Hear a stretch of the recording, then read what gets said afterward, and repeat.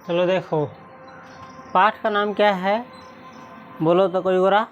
पाठ का नाम क्या है जो हम पढ़ रहे हैं? निबंध। क्या है?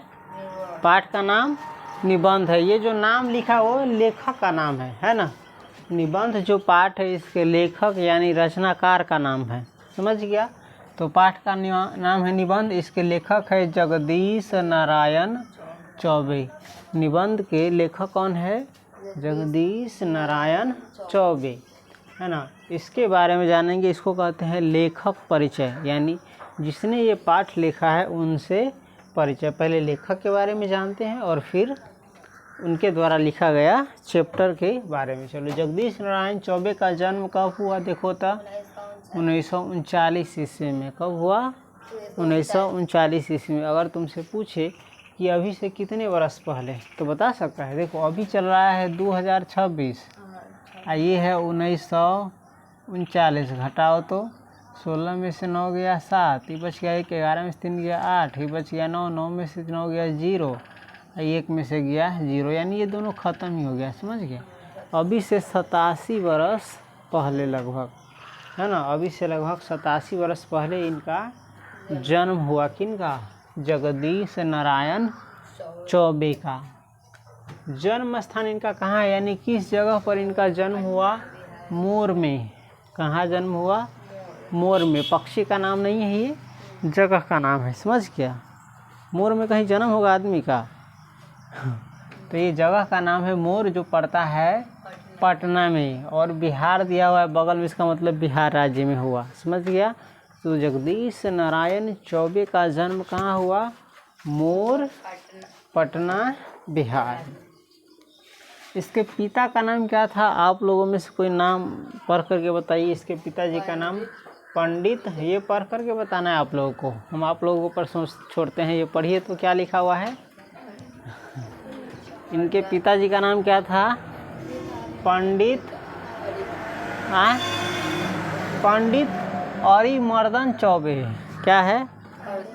पंडित अरिमर्दन चौबे। कैसा नाम चुन के रख लिया है, बोला है वो नहीं करेगा आदमी से, हो अरिमर्दन इधर आवा। दर देहात में रहेगा तो ऐसा ही बुलाया जाएगा। तो इसके पिताजी का नाम है जगदीश नारायण चौबे के पिताजी का नाम है पंडित अरिमर्दन चौबे। इनकी माता का नाम क्या है? श्रीमती देवपति देवी। श्रीमती देवपति देवी। श्रीमती देवपति देवी। देखो, पहले के जो लोग होते थे उनका नाम ऐसा ही होता था, और ख़ास करके सोच करके रखा जाता था कि इसका नाम जो भगवान के ऊपर पड़े। किसके ऊपर? जैसे हम नाम कहेंगे तो सीताराम किसके नाम पर है? राम प्रताप, राम भगवान के नाम के ऊपर है ना। और बहुत सारा नाम है जो किसके ऊपर नाम है। जैसे तुम्हारे पिताजी का नाम उमेश, ये भगवान शंकर जी के नाम पर है ना। हरि किशोर, यानी हरि भगवान जो विष्णु भगवान है उनके ऊपर है कि नहीं। तो बहुत सारा नाम जो देखोगे सोचोगे, हमारे पिताजी का नाम राम बहादुर, राम भगवान के नाम पर ऊपर है। तो बहुत सारे जो लोगों के नाम है, और औरत का भी नाम वैसा ही होता था, लक्ष्मी, उर्मिला पार्वती सबके नाम, है ना। सीता, गीता भगवान का जो लिखा दिया गया उपदेश है वो है। और भी नाम है, तुम बोल सकते हो। अभी से लगभग पहले का आदमी के बात कहेगा तो अभी के आदमी का नाम अब तो अलग अलग ढंग का होता है। तो पहलका के समय के ठीक था, अभी के समय। अभी अगर वैसा नाम रखो किसी बच्चे का तो लगेगा ये किसी बुढ़वा का नाम है ना। तो ऐसा नाम रखा भी नहीं जा सकता है जैसा नाम रखा गया है। अब बड़का नाम था, फलना बाबू, छिलना बाबू, इतने 4 कट्ठा में नाम, है ना। चलो, इनकी माता का नाम क्या था? श्रीमती देवपति देवी। और देवी महिला के नाम में इसलिए लगा है, देवी का नाम होता है दुर्गा देवी, लक्ष्मी देवी, सरस्वती देवी, जितनी भी गॉडेस है उन सब के नामों के अंत में देवी लगता है। तो स्त्री जो होती है भगवान का रूप होती है ना। किसका रूप होता है? साक्षात। बशर्ते अब ये दूसरा बन गया है, से बात छोड़ो। इसीलिए देखेगा हर एक स्त्री के नाम में क्या लगा रहता है? देवी। और आजकल के नाम में देखो बहुतों आदमी के नाम में देवी नहीं लगता है, क्योंकि देवी जैसा गुण भी शायद नहीं हो बहुतों में, अभी तो चंडिका जैसा गुण सब रहता है, जा कर के देखो यहाँ से लाइन लगा करके, तो अब नाम रहेगा विशाल का जीव की तरह। खैर चलो, वो अच्छा था, जो समय गुजर गया वो अच्छा था, 1000 गुना अच्छा था अभी से, क्योंकि पहले के समय में सुकून था, है ना। कुछ भी खा करके क्या था, चटनी रोटी खा करके जो जीवन का आनंद ले लिया है आदमी, खुद ही के चटनी रोटी, रोटी चटनी प्याज, मरुआ के रोटी चटनी प्याज, भात चटनी, ऐसा चीज़ खा के नॉर्मल चीज़ एकदम सस्ता, जिसमें खर्चा भी नहीं और देह में ताकत भी ज़्यादा हो, और वो ऐसा शानदार ज़िंदगी जिया है जैसा आज के आदमी सोच भी नहीं सकता है। बच्चे से लेकर के पुरानिया तक सोच सकता है। अभी का जीवन देखो कितना हार्ड हो गया है, दुभर हो गया है, और कब ये ख़त्म होगा पता नहीं, किस महत्वाकांक्षा में। और एक तो समय जिस तरफ चल पड़ा है उस तरफ तुमको जाना पड़ेगा, जाएगा तो डिप्रेशन होगा, लाइफ कोरोडिंग होगा यानी संक्षारक होगा, जीवन बर्बादी होगी, नहीं जाएगा तो सबसे क्या हो जाएगा, पिछड़ जाएगा, है कि नहीं, जो कि उनसे बड़ा दुखदाई है। तो समय के साथ तालमेल मिलाना बहुत ज़रूरी है। अभी के समय में है जितनी जल्दी सफलता प्राप्त कर लो ठीक है, नहीं तो जल्दी मतलब इतना जल्दी भी नहीं, मेहनत के द्वारा। चलो, तो इसकी माता का नाम जान गया। उसके बाद सम्मान कहते हैं कोई अवार्ड मिलता है, पुरस्कार मिलता है, किसी को कोई अच्छा काम के लिए इनाम मिलता है ना, पदवी मिलती है, उसे कहते हैं सम्मान, आदर, है ना। इसको कौन सा सम्मान मिला, उदीयमान साहित्यकार पुरस्कार। क्या नाम मिला, उदीयमान साहित्यकार पुरस्कार। अगर अभी के जो जनरेशन होगा किसी पुरस्कार का ऐसा नाम हमको नहीं लगता है रखेगा, है ना, रखेगा। लेकिन चलो, उदीयमान का मतलब होता है जो उगता हुआ हो, है ना, खिलता हुआ हो। चलो, ये कब मिला, 1962 में। परीक्षा में आप लोगों से पूछ सकता है कि जगदीश नारायण चौबे को कौन सा पुरस्कार मिला, कौन सा सम्मान मिला। तो 2 सम्मान मिला है, देख सकता है। एगो है उदीयमान साहित्य पुरस्कार, साहित्यकार पुरस्कार, और एगो है साहित्यकार सम्मान। ये मिला उदीयमान साहित्यकार पुरस्कार 1962 में, और साहित्यकार सम्मान मिला 2004 में। ये सब ध्यान रखना। उसके बाद है रचना। कोई लेखक जो चीज़ लिखता है उसी को क्या कहते हैं, उनकी रचना कहते हैं। चाहे वो कविता लिखे, कहानी लिखे, लेख लिखे, निबंध लिखे, एकांकी लिखे, नाटक लिखे, प्रहसन लिखे, चाहे जो भी चीज़ लिखे, उसके लिखे गए चीज़ों को क्या कहते हैं, उनकी रचना। इसका दूसरा नाम भी है कृति, समझ गया। तो इनकी रचना क्या क्या है, इन्होंने क्या क्या लिखा।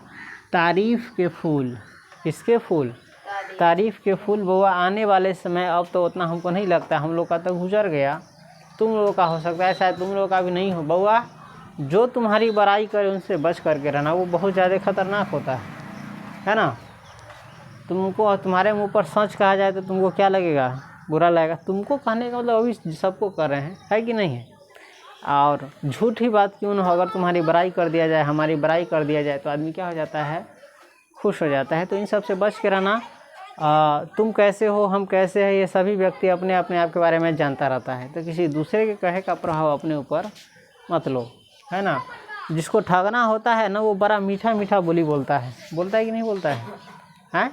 जिसको तुमसे कुछ नहीं लेना देना है, वो करवा करवा बोली बोलेगा। कैसा बोली बोलेगा, करवा करवा। और करवा करवा खराब लगता है।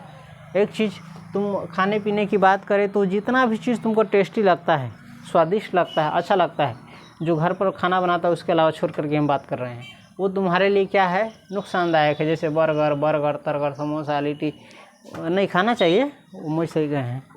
मतलब दुकान पर का जो फास्ट फूड है ना बाबा, फास्ट फूड जानता है ना, फास्ट में खाएगा, फास्ट में। तो फास्ट फूड जितना खाने में तुमको अच्छा लगेगा उतना वो शरीर के लिए नुकसानदेह है। और जो चीज़ जितना ख़राब है शरीर के लिए तुम्हारे उतना फ़ायदा करता है। जैसे देखो, मीठा खाओ, तनका दिन में तुम्हारा बोली तो तरन लगेगा। ज़्यादा दिन खाओ, शरीर तुम्हारा मीठा हो जाएगा, खून मीठा हो जाएगा, घाव तब होने लगेगा, है ना। करेला खा करके देखो तो शायद तुम्हारे शरीर में कभी घाव ना हो। क्यों, क्योंकि वो करवा है, उसका गुण अलग है। नीम की पत्ती खा करके देखो, खैर नहीं खाएगा मालूम है हमको, नीम का दांतों से मुँह नहीं धोएगा। चिरैता खा करके देखो, और बढ़िया बढ़िया चीज़ खा के देखते, लीवर तीवर, शरीर तरीर, आँत फाँत सब डैमेज है, तो है कि नहीं। पूरा जो तुम्हारी बाहर की गंदगी है वो तुम्हारे कहाँ चला जाता है, शरीर में चला जाता है और वो शरीर में क्या करता रहता है, नुकसान करता है। और खाने भी जाते होगे तो देखेगा सब फेकल बेकार चीज़ तुमको, है ना, बढ़िया टेस्टी बना करके खिलाया जाता है कि नहीं खिलाया जाता है। बाज़ार में देखेगा छांटल सलगम होगा सो लेके जाएगा, छांटल खोबी सरने वाला होगा से ले जाएगा, और वह उस सब का अच का बच का कथी बना के खाता है, निमन चीज़ देता है। तेल पूरा ख़राब हो गया है, फेंकने वाला हो गया, उसी में छान के खिलाएगा, तुमको खाता है कि नहीं। और गरम कोई चीज़ अच्छा लगता है, और कोई भी चीज़ें मीठा मिला दो वो भी अच्छा लगता है। तो इस प्रकार से क्या बनाया जाता है, बेवकूफ़ बनाया जाता है। और हम लोग जीभ के पीछे पागल हैं। किसके पीछे? पेट को वो अच्छा नहीं लगता है। किसको अच्छा लगता है? जीभ को। जो जीभ को अच्छा लगता है वो पेट को अच्छा नहीं लगता है, जो पेट को अच्छा लगता है वो जीभ को अच्छा नहीं लगता है। और इसीलिए कहा जाता है अपने मन पर काबू करो। तो मन पर काबू कौन करता है? कोई नहीं करता है, किसी चीज़ें पर काबू नहीं करता है। तो जो बेकाबू हो बेकार होता है। खैर छोड़ो, रचना इनकी क्या है? तारीफ़ के फूल। तारीफ़ के फूल। हाँ, कुछ चीज़ें हैं जो स्वादिष्ट भी है और नुकसानदायक भी नहीं है, फ़ायदा करने वाले हैं। जैसे सब्जी, तो भोज वाला सब्जी बनो, एकदम टेस्टी बनो, वो तुमको फ़ायदा भी करेगा और शरीर के लिए अच्छा भी है, कोई नुकसानदेह नहीं है। कोई ज़रूरी नहीं है कि जो अच्छा स्वादिष्ट चीज़ हो ख़राबी हो, बशर्ते उसमें हेल्दी चीज़ रखा गया हो, है कि नहीं। चलो उसके बाद है देखो जग बौराना। कौन सी? देखो जग बौराना, यानी तारीफ़ के फूल और देखो जग बौराना। इनके लेखक कौन है? जगदीश नारायण चौबे। इसके अलावा ये जो देख रहा है दादी का कमल, देखने से लग रहा है ये कहानी बच्चा के लिए है, बच्चा सबके लिए है। इसमें कुछ कहानी जो है गिरोह वाले बाबा तक है ना, और ये सभी बच्चे के लिए लिखा गया है। समझ गया? तो ये भी तो इनकी रचना ही हुआ, रचना है। खैर याद रख लेना, दादी का कंबल। दादी का कंबल के लेखक कौन है? जब हम लोग बच्चे थे, याद करो, तो हम लोग को बच्चों वाली कहानियाँ अच्छी लगती थी। अब लगेगा? हैं? अब लगेगा? नहीं लगेगा। अब तुम खिलौना के लिए कभी रोएगा? हमको नहीं लगता है पुरानिया तक ले रोएगा। और बच्चा में तुमसे यदि कोई खिलौना छीन ले तो तुम आसमान एक कर देगा, है ना, करेगा कि नहीं। वो 5 रुपया वाला कोनो पॉकेट में से वो चीज़ ले लेता है तो तुम क्या कर देगा, है ना, आसमान सर पर उड़ लेगा रोते रोते। लेकिन अब कोई ले लेगा तो फ़र्क पड़ेगा, ले लो हमारा कोई काम के नहीं। अगर ये खिलौना बच्चा मिले तब तो धीरे धीरे आदमी जैसे जैसे आगे बढ़ता है वैसे वैसे बहुत कुछ छोड़ते जाता है कि नहीं। अब पिफी वाला जूता पहना दे तो कोई सियान आदमी के पहन के चलते, धियापुता में कुई अच्छा लगे। समय के हिसाब से, उम्र के हिसाब से, जिंदगी के हिसाब से सब चीज़ अच्छा लगता है। अभी हम काजल लगा लेंगे टीका तो हमको अच्छा लगेगा, रोड पर चलेंगे तो 4 लोग क्या कहेगा तुमको पते हैं। लेकिन बच्चे को लगा दो तो अच्छा लगेगा। हाँ, ले जाइए बच्चा क्या ना लगे भी तो लगे, आदमी कहता कि कैसे ना लगे। तो सब समय के साथ चेंज होता रहता है। अभी तुम जिसके लिए रो रहे हो, है ना, जिसके लिए तुमको जो चीज़ प्राप्त करने का मन होगा, कुछ समय के बाद उसके लिए ताकने का भी नहीं मन करेगा, वो सब छोड़ो। फिर चलो आगे बढ़ते हैं। दादी का कंबल। हाँ बउआ, एगो चीज़ तो भुलाई गई, बच्चा में बच्चा बहुत कुछ के लिए रोता है। दादी के, दादा के, पापा के, मम्मी के, नाना के, नानी के, जितना भी ओकरा जान पहचान के लड़ जा रही, सबसे ज़्यादा पापा उपा के, कोरा के लिए बड़ा रोता है ना बच्चा सब। अब रोएगा, कहेगा तो कहीं मार बढ़ौरा के हमरा तो धीरे धीरे कान्हा पर चढ़ावा हमरा। अब धीरे धीरे क्या होता है। खैर चलो, दादी का कंबल इसलिए बोला गया क्योंकि ये बच्चे के ऊपर कहानी है, और दादी का कंबल पढ़ेगा तो समझ आएगा, है कि नहीं। उसके बाद है पिंड छूट गया। क्या? पिंड छूट गया। पिंड छूट गया मतलब गला छूट गया। चलो उसके बाद है पीपल वाला भूत। कौन सी? ये देखने ही से लगता है कैसा कहानी है, बच्चों वाली कहानियाँ हैं। उसके बाद है दादाजी। कौन सी? दादाजी। गिरोह वाले बाबा। कौन वाले बाबा? गिरोह वाले बाबा। इंद्रधनुष कैसे बनता है। अच्छे बच्चे।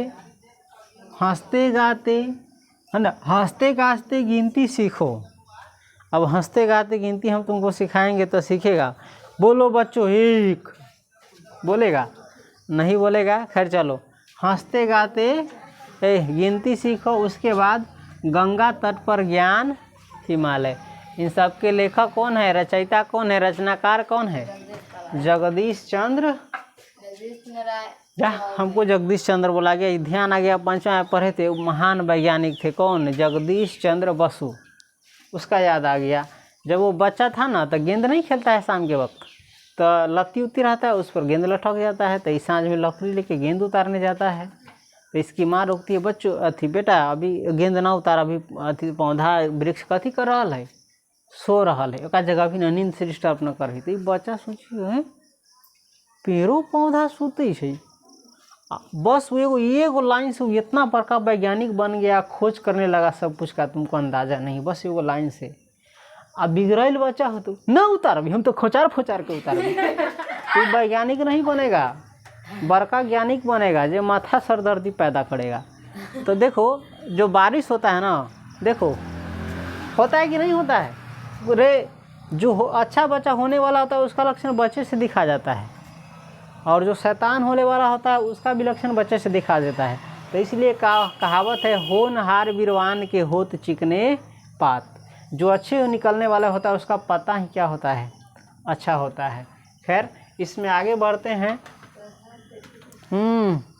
आगे बढ़ते हैं। समझ गया, जगदीश नारायण चौबे के बारे में पता चल गया। हाँ खैर अभी से, हाँ देखो अब है हम पढ़ाने लगे हैं, तो हमको एक चीज़ बहुत दिन से मन में आ रहा है कहने का नहीं कहा रहा है। देखो 9वां या 10वां में, दोनों में, सुनो ना, अभी तुम एक चैप्टर पढ़ेगा अनुवांशिकी। क्या पढ़ोगे?